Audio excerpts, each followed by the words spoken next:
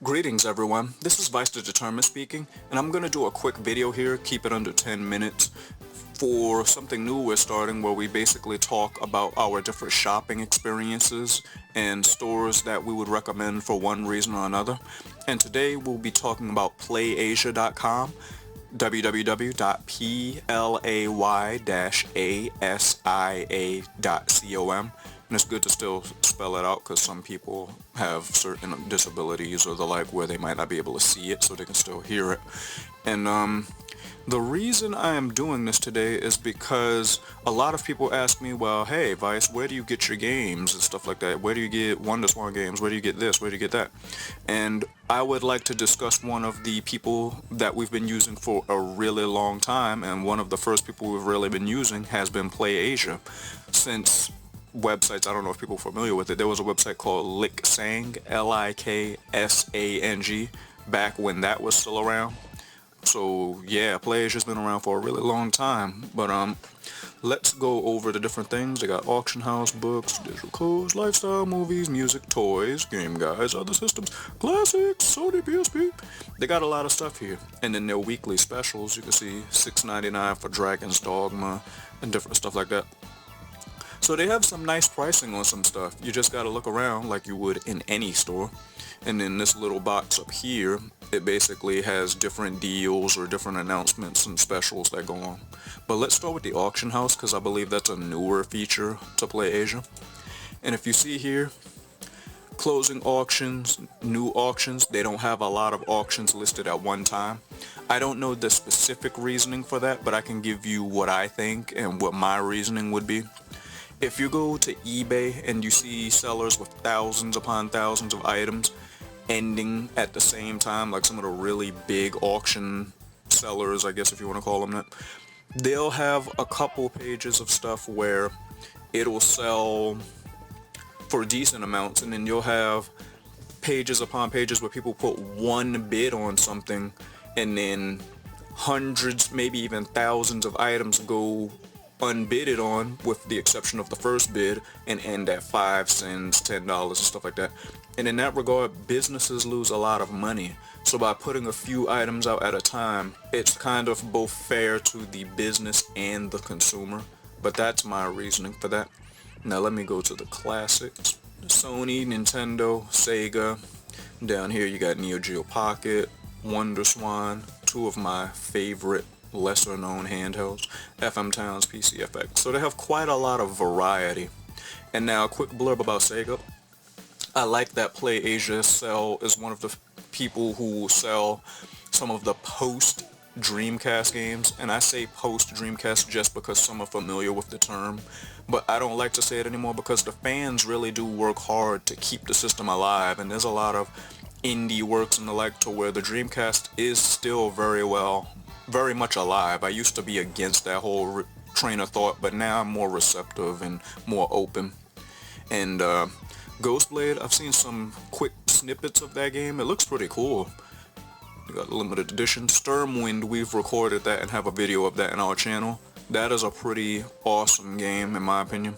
But if you go to these and click the main categories, you then get the subcategories. Famicom, Game Boy, GameCube, 64, Super Famicom. A quick rant here before I move on. Now, I'm not familiar with stuff like the Retro Freak and stuff like that. I do know a bit of the Retron and stuff like that. But people have different preferences, different strokes for different folks. So some people might prefer to use this, some people might prefer to use something else. And the reason I mention this, it brings me kind of also to the whole gaming market as a whole.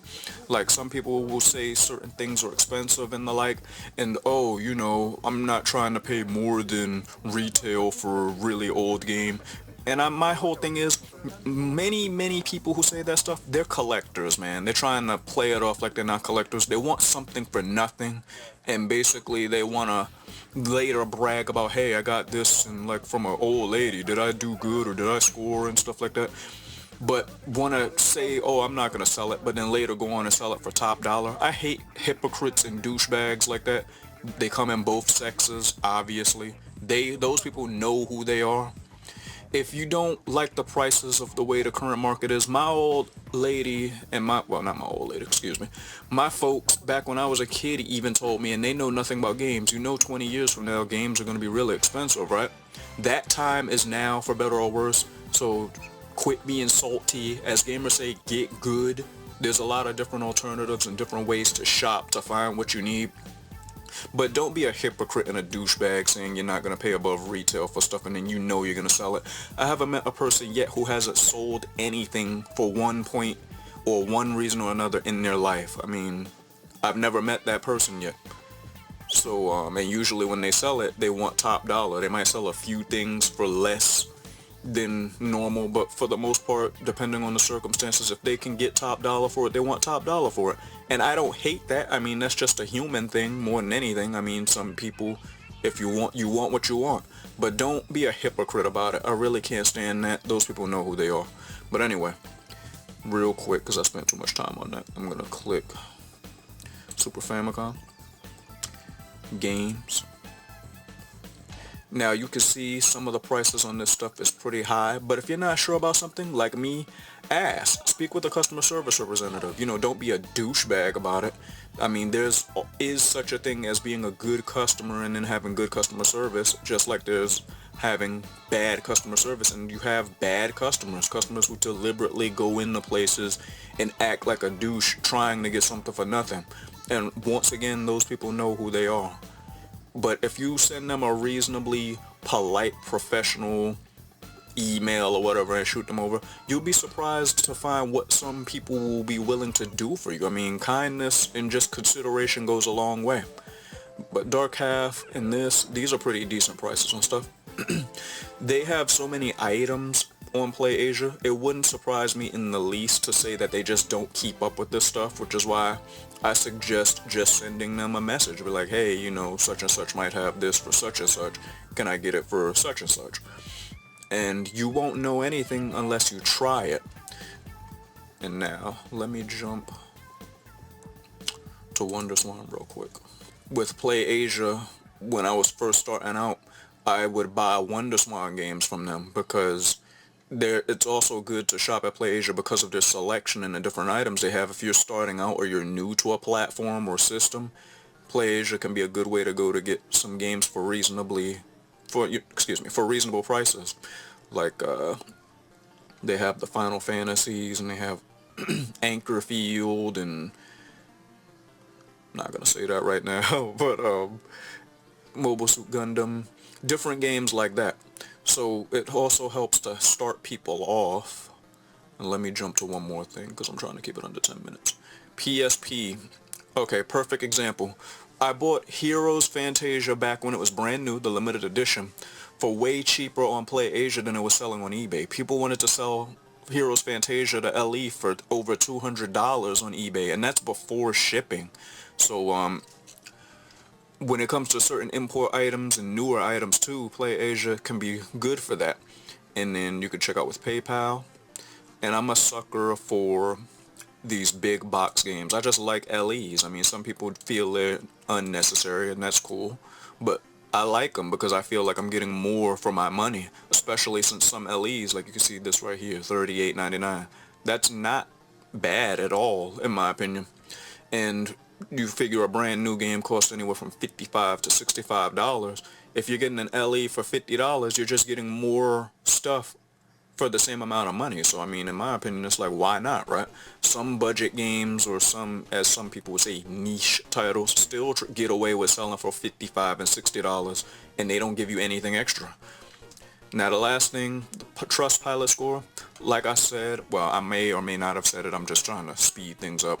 I don't even know if I said it. But the Trustpilot, I can vouch for that. I've always had top-notch customer service. I receive timely emails / correspondence from PlayAsia, and their shipping has always been fast and timely. So customer service goes a long way. If you can find something, whether it's a toy or a book or a game, for a decent price and you're dealing with good customer service, really, isn't that the most anyone can ask for when they're shopping? Getting good service and getting something you like. If they're doing that, I have no reason to really bash them. If I don't like a price on a certain item, just go somewhere else.